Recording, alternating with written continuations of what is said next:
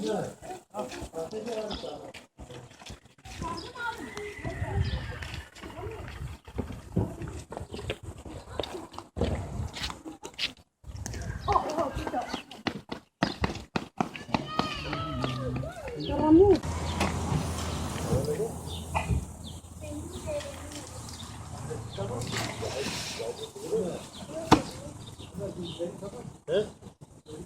Tamam.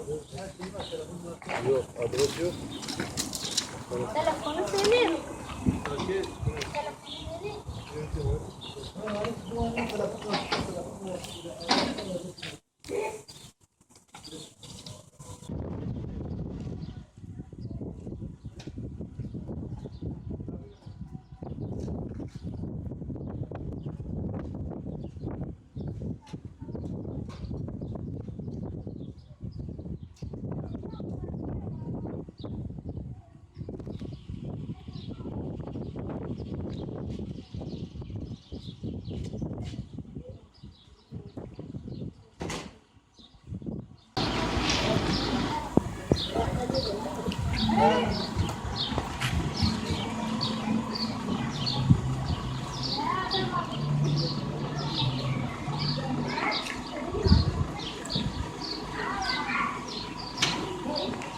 Çınar Şefkat Der olarak 2008 yılından itibaren faaliyetlerimize başladık.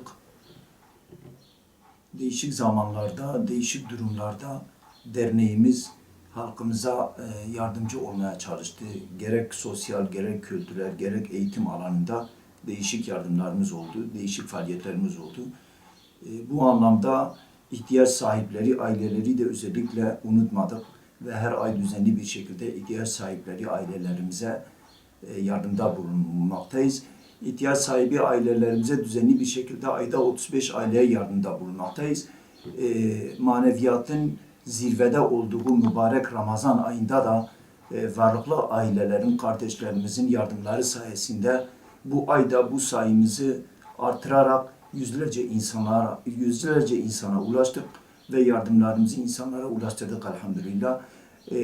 İhtiyaç sahibi insanların sayısının fazla olmasından dolayı herkese ulaşamıyoruz. Ancak varlıklı insanların, cömert insanların sayesinde şu anda listemizde var olup onlara ulaşamadığımız insanlara bu kardeşlerimiz sayesinde, yardımları sayesinde inşallah ulaşacağız. Yardımlarınızı bekliyoruz.